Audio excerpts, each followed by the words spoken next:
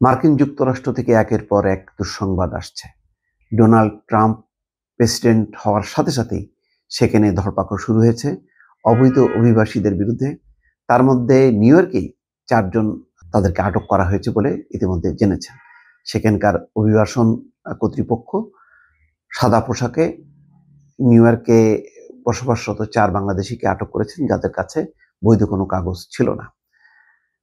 এছাড়াও সবচেয়ে বড় দুশ্চিন্তার ব্যাপার হচ্ছে যে কি পরিমাণ বাংলাদেশিকে দেশে ফিরতে হবে তার কোনো ইয়াত্তা নেই। হাজার হাজার নাকি লাখো লাখো সেটাও বোঝা যাচ্ছে না।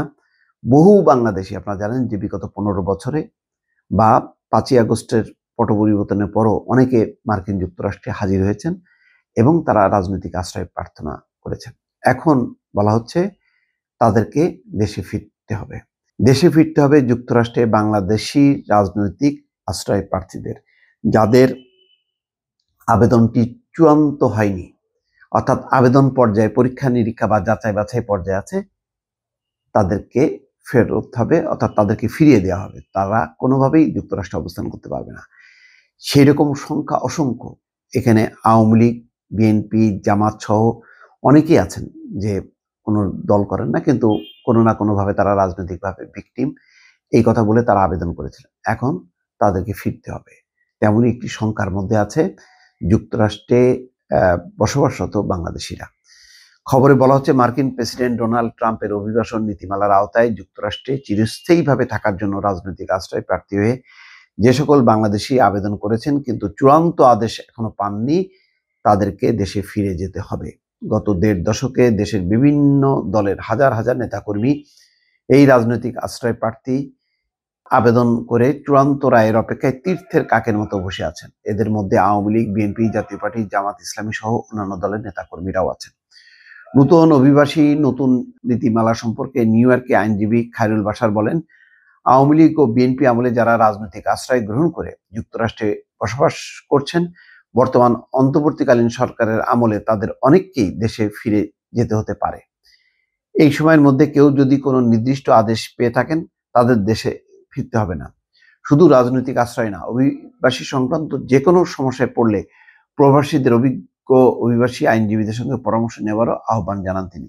তিনি বলছেন, নবনির্বাচিত প্রেসিডেন্ট ডোনাল্ড ট্রাম্পের জন্মসূত্রে নাগরিকত্ব আইন বাতিলের ঘোষণায় অন্যান্য দেশের অবৈধ নাগরিকদের মতো ভীত সন্ত্রস্ত হয়ে পড়েছেন প্রচুর সংখ্যক বাংলাদেশি। তাদের আশ্বাস দিয়ে বলেন, ভীত হওয়ার কোনো কারণ নেই, কারণ প্রেসিডেন্ট ট্রাম্প এত সহজে জন্মসূত্রে নাগরিকত্ব আইন বাতিল এবং অবৈধ নাগরিকদের বহিষ্কার করতে পারবে না। এদেশের সংবিধানের সংশোধন বা আইনি অনেক ঝামেলা আছে, তাই যুক্তরাষ্ট্রে কাগজপত্রবিহীন বাংলাদেশিদের দুশ্চিন্তা না করার পরামর্শ দেন। বিভিন্ন অভিবাসী সংস্থা এবং মার্কিন অভিবাসী আইনজীবীরাও একই ধারণা পোষণ করছেন। ইমিগ্রেশন অ্যান্ড কাস্টমস এনফোর্সমেন্টের আসন্ন অভিযানে নিউ ইয়র্কে অনথিভুক্ত অভিবাসীদের শিক্ষিত করার জন্য জরুরি প্রচেষ্টা শুরু করেছে।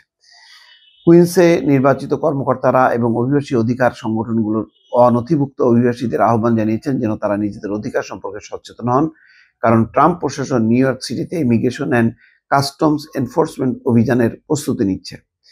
সাম্প্রতিক মিডিয়া রিপোর্টে বলা হয়েছে যে প্রেসিডেন্ট ডোনাল্ড ট্রাম্পের অভিষেকের পরপরই আইসিই এজেন্টরা নিউ ইয়র্কে অভিযান শুরু করতে চলেছেন। অফিসে যোগ দেওয়ার আগে ট্রাম্প প্রতিশ্রুতি দিয়েছিলেন যে তার প্রশাসন আমেরিকার ইতিহাসে সবচেয়ে বড় বিতরণ কার্যক্রম শুরু করবে। বলা হচ্ছে এই অভিযানে প্রথমে শিকাগোতে শুরু হবে, এরপর মিয়ামি ও নিউ ইয়র্ক সিটিতে সম্প্রসারিত হবে। এই প্রেক্ষাপটে অভিবাসী অধিকার সংস্থা make the road new York গত নভেম্বরে নির্বাচনের পর থেকে স্থানীয় সম্প্রদায়ের জন্য নিয়মিত আপনার অধিকার জানুন কর্মশালা পরিচালনা করে আসছে। যাই হোক, এখন বিষয়টা হচ্ছে এই যে ইতিমধ্যে 4 জনকে অ্যারেস্ট করেছে, এরপরই কিন্তু আতঙ্ক তৈরি হয়েছে এবং অভিবাসী সংস্থার বলছে যদি আপনি কার উপস্থিতি লক্ষ্য করেন তাহলে দরজা খুলবেন না, জিজ্ঞাসা করুন তারা কারা। যদি তারা বলে যে তাদের একটি পরোয়ানা আছে, তাদের ডাক বাক্স অথবা দরজার নিচে দিয়ে দেখানোর অনুরোধ করেন। আসলে এগুলি যদি সত্যি সত্যি আইন হয়ে যায়, যত যাই করা হোক না কেন, তাদেরকে ফিরতে হবে। এখন এর বিরুদ্ধে আইন কানুন বা পাল্টা বিভিন্ন যে এনজিও আছে তারা কতখানি প্রোটেকশন দেবে, সেটি হচ্ছে এখন দেখার বিষয়। দর্শক ভালো থাকবেন, আল্লাহ হাফেজ।